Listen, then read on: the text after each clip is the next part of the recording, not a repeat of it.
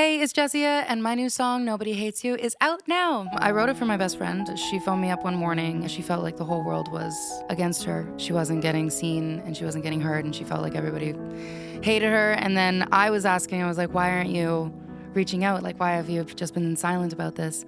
And she was like, I just don't want to be a burden to you. And I was like, I'm here for you though. Like, that's what I want to be wanted, you know? I'm even guilty of it, of definitely bottling up and not wanting to phone my friends when I'm stressed or I'm going through a tough time because I just don't want to bring them down. That's the beauty of like humans. We're all here to kind of like pick each other up. We've all got friends, we've all got people that care about us. I think that just like talking about it and putting it into a song hopefully is able to comfort people and realize that they shouldn't be afraid to really reach out to their friends, and they shouldn't be afraid to feel like they are loved and feel like they are worthy of love. I kind of want this song to just be like a big warm hug. I'm hoping that it becomes bigger than just me singing it to people. People are now sharing it on behalf of themselves to their friends. And so hopefully it's opening the door to their friends being able to like go and talk to them, just to be able to help people. Especially with I'm Not Pretty, I'm so grateful that that was the song that kind of put me on the map, because I think that it's a really helpful song for people to be able to like look at their bodies and feel good about themselves instead of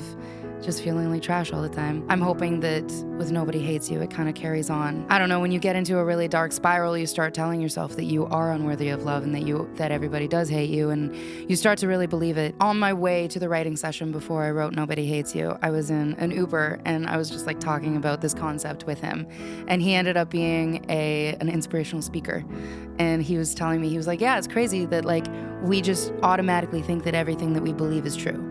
And it's not. And so when you feed yourself really negative thoughts, it can be really deteriorating for yourself. And so I'm hoping to bring it all back and be like, hey, we got some positivity over here, guys. Why are we the ones that are so toxic to ourselves? We're our own worst enemy sometimes. And so that was kind of the point that I wanted to get across. I think it speaks a lot to have just somebody look at you in the eyes and say, nobody hates you, you're not a burden. It's simple, but it's really powerful, and I think that you can never get tired of hearing it. It's the same as somebody looking into your eyes and saying that I love you. It's just a really, really nice reminder that like you are worthy and you're okay. The biggest struggle that I think I've found is that I found my success on social media, where I definitely do get caught up into that.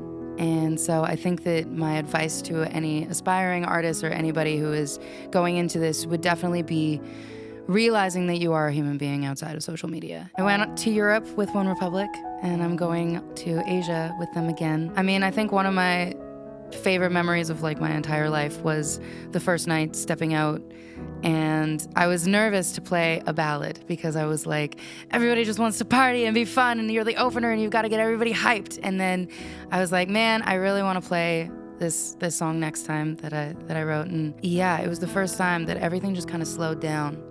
And I was like staring out at like this whole crowd of lights. And I was just thinking about like this one light that was like all the way across the stadium. And I was like, who is that person?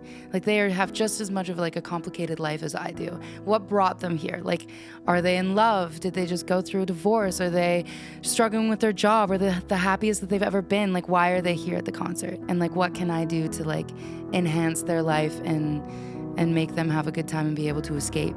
And so while I was singing the entire thing, I was having like this whole like moment. I was like, oh my God, but I'll never forget it. And so every single time that I play next time, it's a really, really special song to me, and just everything kind of slows down, and I really like that. But I mean, like, my name is a combination of Jessie J and Sia. It has absolutely nothing to do with my actual name. My name is Jessica. Any one of those strong, powerful women I would be so down to collaborate with. They're absolutely amazing, and I just aspire to be like them because they've given me so much confidence and freedom in my own life. Playing Lollapalooza, it was my first show as Jessia after I'm Not Pretty, because I came up in a pandemic. So it was the first time like playing to people, and it was also the first festival that I had ever attended.